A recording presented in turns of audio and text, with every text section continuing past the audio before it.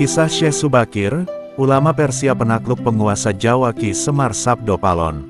Syekh Subakir dikirim ke Sultanan Turki Utsmaniyah Sultan Muhammad pertama untuk menyebarkan ajaran agama Islam di wilayah Nusantara, Indonesia. Konon Syekh Subakir telah menumbal tanah Jawa dari pengaruh negatif makhluk halus saat awal penyebaran ajaran Islam di Nusantara. Kisahnya itu dimulai saat Sultan Muhammad pertama bermimpi mendapatkan wangsit untuk menyebarkan dakwah Islam ke Timur Asia atau Tanah Jawa. Adapun mubalainya diharuskan berjumlah 9 orang. Jika ada yang pulang atau wafat maka akan digantikan ulama lain asal tetap berjumlah 9. Sehingga dikumpulkanlah beberapa ulama terkemuka dari seluruh dunia Islam waktu itu. Para ulama yang dikumpulkan tersebut mempunyai keahlian di bidang masing-masing. Ada yang ahli tata negara, berdakwah, pengobatan, tumbal atau ruqyah, dan lain-lain. Lalu dikirimlah beberapa ulama ke Nusantara atau Tanah Jawa. Namun sudah beberapa kali utusan dari Kesultanan Turki Utsmaniyah yang datang ke Tanah Jawa untuk menyebarkan agama Islam tapi mengalami kegagalan dan kebuntuan. Penyebabnya, masyarakat Jawa saat itu sangat memegang teguh aliran kepercayaan turun-temurun. Sehingga para ulama yang dikirim mendapatkan halangan, meskipun berkembang tetapi ajaran agama Islam hanya dalam lingkungan skala kecil saja, tidak bisa berkembang secara luas. Karena, penguasa Tanah Jawa kala itu tak mengizinkan agama lain masuk dan berkembang di wilayahnya. Konon kala itu, Pulau Jawa masih merupakan hutan belantara angker dan dipenuhi makhluk halus dan jin-jin sangat jahat. Lalu diutuslah Syekh Subakir, ulama asal Persia yang ahli dalam ruqyah, ekologi, meteorologi, dan geofisika ke Tanah Jawa. Beliau diutus secara khusus menangani masalah-masalah gaib dan spiritual yang dinilai telah menjadi penghalang diterimanya Islam oleh masyarakat Jawa ketika itu dengan harapan dia bisa berhasil menyebarkan agama Islam di Tanah Jawa. Berdasarkan babat Tanah Jawa, sesampainya di wilayah Nusantara, Syekh Subakir yang menguasai ilmu gaib dapat menerawang makhluk halus itu mengetahui penyebab utama kegagalan para ulama pendahulu karena dihalangi para jin dan dedemit Tanah Jawa. Bahkan, para jin, dedemit, dan lelembut tersebut bisa merubah wujud menjadi ombak besar yang mampu menenggelamkan kapal berikut penumpangnya dan menjadi angin puting beliung yang mampu memporak-porandakan apa saja yang berada di depannya. Selain itu, para jin kafir dan bangsa lelembut tersebut juga bisa berubah wujud menjadi hewan buas yang mencelakakan para ulama pendahulu tersebut. Untuk mengatasi hal tersebut, Syekh Subakir sudah membawa batu hitam dari Arab yang telah dirajah. Lalu batu dengan nama Raja Aji Kalacakra tersebut dipasang di tengah-tengah Tanah Jawa yaitu di puncak Gunung Tidar, Magelang. Karena Gunung Tidar tersebut sangat dipercayai sebagai titik sentral atau pakunya Tanah Jawa kala itu. Asal-usul alas Mentawak jadi Kesultanan Mataram yang disegani. Efek dari kekuatan gaib suci yang dimunculkan batu hitam tersebut menimbulkan gejolak yang tak biasa. Alam yang tadinya cerah dan sejuk, matahari bersinar terang, damai dengan kicau burung. Tiba-tiba berubah drastis selama 3 hari 3 malam. Cuaca mendung, angin bergerak cepat, kilat menyambar menimbulkan hujan api di mana-mana, gunung-gunung bergemuruh tiada henti. Lelembut, setan, maupun siluman yang tinggal di sana melarikan diri untuk menyelamatkan diri. Jin, peri, banaspati, kuntilanak hingga jailangkung semua hanyut dalam air karena tak kuat menahan panasnya pancaran batu hitam tersebut. Makhluk halus yang masih hidup pun terpaksa mengungsi ke lautan. Sebagian jin yang lainnya ada yang mati akibat hawa panas dari tumbal yang dipasang Syekh Subakir tersebut. Melihat hal itu, konon penguasa Tanah Nusantara yakni Sabdapalon, raja bangsa jin yang telah berusia 9.000 tahun bersemayam di puncak Gunung Tidar terusik. Kemudian dia keluar mencari penyebab timbulnya hawa panas bagi bangsa jin dan lelembut tersebut. Sabdapalon lalu berhadapan dengan Syekh Subakir. Sabdapalon lalu menanyakan maksud dari pemasangan batu hitam tersebut. Sang ulama kali itu menyatakan dia sengaja menancapkan batu hitam itu untuk mengusir bangsa jin dan lelembut yang mengganggu upaya penyebaran ajaran Islam di tanah Jawa oleh para ulama utusan dari Khalifah Turki Utsmaniyah. Setelah terjadi perdebatan yang panjang, akhirnya mereka segera mengadu kesaktian. Pertempuran antara keduanya terjadi selama 40 hari 40 malam yang membuat tanah Pulau Jawa saat itu berguncang keras dengan cuaca badai kilatan yang besar. Sabda Palon yang juga dikenal sebagai Ki Semar Badranaya Sang Danyang tanah Jawa ini merasa kewalahan dan menawarkan perundingan. Hal itu dilakukan lantaran kesaktian wali utusan Allah memang tak bisa dikalahkan begitu saja. Sabda Palon mensyaratkan beberapa poin dalam upaya penyebaran Islam di tanah Jawa. Isi kesepakatan antara lain, Sabda Palon memberi kesempatan kepada Syekh Subakir beserta para ulama untuk menyebarkan Islam di tanah Jawa, tetapi tidak boleh dengan cara memaksa. Kemudian Sabda Palon juga memberi kesempatan kepada orang Islam untuk berkuasa di tanah Jawa, raja-raja Islam, namun dengan catatan. Para raja Islam itu silakan berkuasa, namun jangan sampai meninggalkan adat istiadat dan budaya yang ada. Silakan kembangkan ajaran Islam sesuai dengan kitab yang diakuinya, tetapi biarlah adat dan budaya berkembang sedemikian rupa.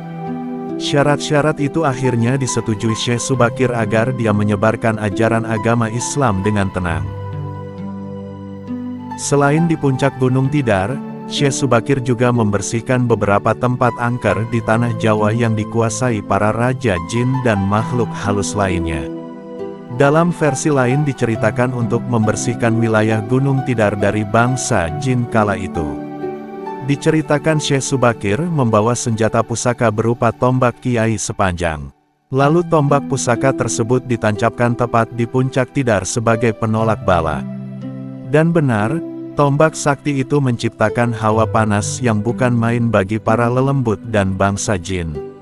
Alhasil penunggu yang berdiam di Gunung Tidar kemudian lari tunggang langgang meninggalkan Gunung Tidar. Sebagian pengikut Sabda Palon dari bangsa jin melarikan diri ke timur dan konon hingga sekarang menempati daerah Gunung Merapi yang masih dipercaya Gunung Aker. Bahkan sebagian lagi anak buah Sabda Palon ada yang melarikan diri ke Alas Roban dan ke Gunung Srandil.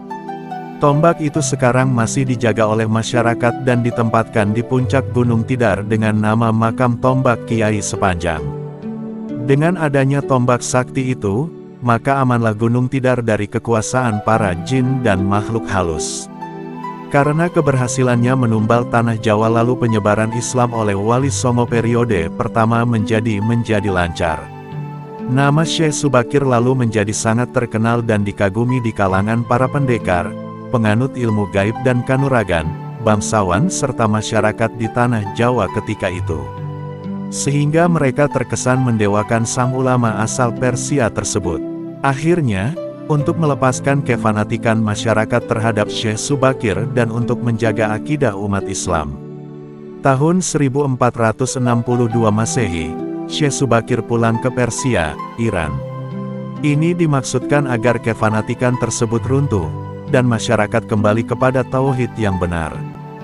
Kisah Syekh Subakir, ulama Persia penakluk penguasa Jawa Ki Semar Sabdo Palon. Syekh Subakir dikirim ke Sultanan Turki Utsmaniyah Sultan Muhammad pertama untuk menyebarkan ajaran agama Islam di wilayah Nusantara, Indonesia. Konon Syekh Subakir telah menumbal tanah Jawa dari pengaruh negatif makhluk halus saat awal penyebaran ajaran Islam di Nusantara. Kisahnya itu dimulai saat Sultan Muhammad pertama bermimpi mendapatkan wangsit untuk menyebarkan dakwah Islam ke Timur Asia atau tanah Jawa. Adapun mubalainya diharuskan berjumlah 9 orang. Jika ada yang pulang atau wafat maka akan digantikan ulama lain asal tetap berjumlah 9. Sehingga dikumpulkanlah beberapa ulama terkemuka dari seluruh dunia Islam waktu itu. Para ulama yang dikumpulkan tersebut mempunyai keahlian di bidang masing-masing. Ada yang ahli tata negara, berdakwah, pengobatan, tumbal atau ruqyah, dan lain-lain. Lalu dikirimlah beberapa ulama ke Nusantara atau tanah Jawa. Namun sudah beberapa kali utusan dari Kesultanan Turki Utsmaniyah yang datang ke tanah Jawa, untuk menyebarkan agama Islam tapi mengalami kegagalan dan kebuntuan. Penyebabnya, masyarakat Jawa saat itu sangat memegang teguh aliran kepercayaan turun-temurun. Sehingga para ulama yang dikirim mendapatkan halangan, meskipun berkembang tetapi ajaran agama Islam hanya dalam lingkungan skala kecil saja, tidak bisa berkembang secara luas. Karena, penguasa tanah Jawa kala itu tak mengizinkan agama lain masuk dan berkembang di wilayahnya. Konon kala itu, Pulau Jawa masih merupakan hutan belantara angker dan dipenuhi makhluk halus dan jin-jin sangat jahat. Lalu diutuslah Syekh Subakir, ulama asal Persia yang ahli dalam ruqyah, ekologi, meteorologi, dan geofisika ke tanah Jawa. Beliau diutus secara khusus menangani masalah-masalah gaib dan spiritual yang dinilai telah menjadi penghalang diterimanya Islam oleh masyarakat Jawa ketika itu dengan harapan dia bisa berhasil menyebarkan agama Islam di tanah Jawa. Berdasarkan babat tanah Jawa, sesampainya di wilayah Nusantara, Syekh Subakir yang menguasai ilmu gaib dapat menerawang makhluk halus itu mengetahui penyebab utama kegagalan para ulama pendahulu karena dihalangi para jin dan dedemit tanah Jawa. Bahkan, para jin, dedemit, dan lelembut tersebut bisa merubah wujud menjadi ombak besar yang mampu menenggelamkan kapal berikut penumpangnya dan menjadi angin puting beliung yang mampu memporak-porandakan apa saja yang berada di depannya. Selain itu, para jin kafir dan bangsa lelembut tersebut juga bisa berubah wujud menjadi hewan buas yang mencelakakan para ulama pendahulu tersebut. Untuk mengatasi hal tersebut, Syekh Subakir sudah membawa batu hitam dari Arab yang telah dirajah. Lalu batu dengan nama Raja Aji Kalacakra tersebut dipasang di tengah-tengah tanah Jawa yaitu di puncak Gunung Tidar, Magelang. Karena Gunung Tidar tersebut sangat dipercayai sebagai titik sentral atau pakunya tanah Jawa kala itu. Asal-usul alas Mentawak jadi Kesultanan Mataram yang disegani. Efek dari kekuatan gaib suci yang dimunculkan batu hitam tersebut menimbulkan gejolak yang tak biasa. Alam yang tadinya cerah dan sejuk, matahari bersinar terang, damai dengan kicau burung, tiba-tiba berubah drastis selama 3 hari 3 malam. Cuaca mendung, angin bergerak cepat, kilat menyambar menimbulkan hujan api di mana-mana, gunung-gunung bergemuruh tiada henti. Lelembut, setan, maupun siluman yang tinggal di sana melarikan diri untuk menyelamatkan diri. Jin, peri, banaspati, kuntilanak hingga jailangkung semua hanyut dalam air karena tak kuat menahan panasnya pancaran batu hitam tersebut. Makhluk halus yang masih hidup pun terpaksa mengungsi ke lautan. Sebagian jin yang lainnya ada yang mati akibat hawa panas dari tumbal yang dipasang Syekh Subakir tersebut. Melihat hal itu, konon penguasa tanah Nusantara yakni Sabda Palon, raja bangsa jin yang telah berusia 9.000 tahun bersemayam di puncak Gunung Tidar terusik. Kemudian dia keluar mencari penyebab timbulnya hawa panas bagi bangsa jin dan lelembut tersebut. Sabda Palon lalu berhadapan dengan Syekh Subakir. Sabda Palon lalu menanyakan maksud dari pemasangan batu hitam tersebut. Sang ulama kali itu menyatakan dia sengaja menancapkan batu hitam itu untuk mengusir bangsa jin dan lelembut yang mengganggu upaya penyebaran ajaran Islam di tanah Jawa oleh para ulama utusan dari Khalifah Turki Utsmaniyah. Setelah terjadi perdebatan yang panjang, akhirnya mereka segera mengadu kesaktian. Pertempuran antara keduanya terjadi selama 40 hari 40 malam yang membuat tanah Pulau Jawa saat itu berguncang keras dengan cuaca badai kilatan yang besar. Sabda Palon yang juga dikenal sebagai Ki Semar Badranaya Sang Danyang tanah Jawa ini merasa kewalahan dan menawarkan perundingan. Hal itu dilakukan lantaran kesaktian wali utusan Allah memang tak bisa dikalahkan begitu saja. Sabda Palon mensyaratkan beberapa poin dalam upaya penyebaran Islam di tanah Jawa. Isi kesepakatan antara lain, Sabda Palon memberi kesempatan kepada Syekh Subakir beserta para ulama untuk menyebarkan Islam di tanah Jawa, tetapi tidak boleh dengan cara memaksa. Kemudian Sabda Palon juga memberi kesempatan kepada orang Islam untuk berkuasa di tanah Jawa, raja-raja Islam, namun dengan catatan. Para raja Islam itu silakan berkuasa, namun jangan sampai meninggalkan adat istiadat dan budaya yang ada. Silakan kembangkan ajaran Islam sesuai dengan kitab yang diakuinya, tetapi biarlah adat dan budaya berkembang sedemikian rupa. Syarat-syarat itu akhirnya disetujui Syekh Subakir agar dia menyebarkan ajaran agama Islam dengan tenang. Selain di puncak Gunung Tidar, Syekh Subakir juga membersihkan beberapa tempat angker di tanah Jawa yang dikuasai para raja jin dan makhluk halus lainnya. Dalam versi lain diceritakan untuk membersihkan wilayah Gunung Tidar dari bangsa jin kala itu. Diceritakan Syekh Subakir membawa senjata pusaka berupa tombak kiai sepanjang. Lalu tombak pusaka tersebut ditancapkan tepat di puncak Tidar sebagai penolak bala. Dan benar, tombak sakti itu menciptakan hawa panas yang bukan main bagi para lelembut dan bangsa jin. Alhasil penunggu yang berdiam di Gunung Tidar kemudian lari tunggang langgang meninggalkan Gunung Tidar. Sebagian pengikut Sabda Palon dari bangsa jin melarikan diri ke timur dan konon hingga sekarang menempati daerah Gunung Merapi yang masih dipercaya Gunung Aker. Bahkan sebagian lagi anak buah Sabda Palon ada yang melarikan diri ke Alas Roban dan ke Gunung Serandil. Tombak itu sekarang masih dijaga oleh masyarakat dan ditempatkan di puncak Gunung Tidar dengan nama makam tombak Kiai Sepanjang. Dengan adanya tombak sakti itu, maka amanlah Gunung Tidar dari kekuasaan para jin dan makhluk halus. Karena keberhasilannya menumbal tanah Jawa lalu penyebaran Islam oleh Wali Songo periode pertama menjadi lancar.